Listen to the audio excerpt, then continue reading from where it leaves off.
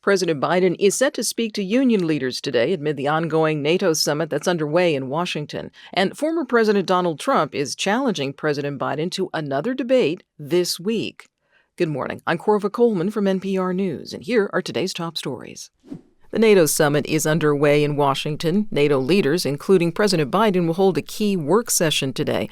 They're focused on supporting Ukraine as it resists Russia's invasion. Biden has a full schedule today.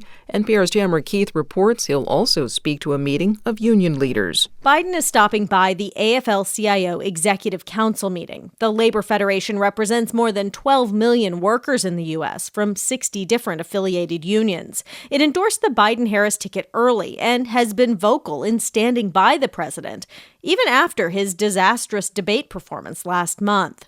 The AFL-CIO has pledged to mobilize millions of union households to vote for Biden come November. This meeting comes as the president is working to shore up support from key parts of the Democratic base.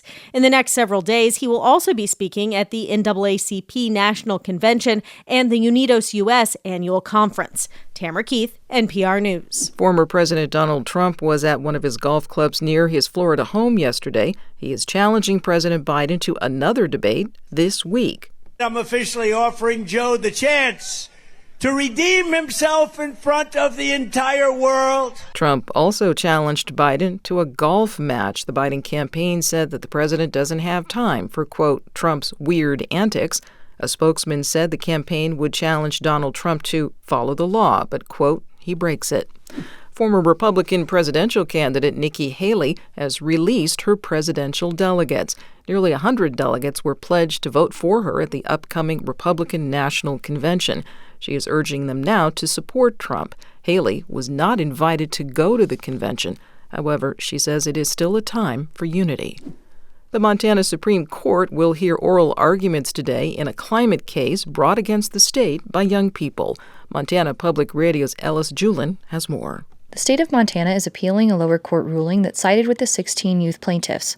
That judge found the state's fossil fuel-friendly policies contribute to climate change and violate the plaintiffs' constitutional right to a clean and healthy environment. The state appealed the decision, saying Montana is not solely responsible for climate change, so the state cannot fix it. Montana's case was the first youth-led climate lawsuit to go to trial last June. This hearing comes on the heels of similar climate litigation led by the national law firm Our Children's Trust. A group of young people in Hawaii recently settled with the state's transportation department, and cases are pending in Alaska and Utah. For NPR News, I'm Ellis Julin in Missoula. Extremely dangerous heat remains parked over nearly all of the western U.S. Forecasters say about 140 million people are under some kind of heat alert. Las Vegas could set a record today. This may be the 5th day in a row Vegas gets temperatures of 115 degrees or hotter. This is NPR.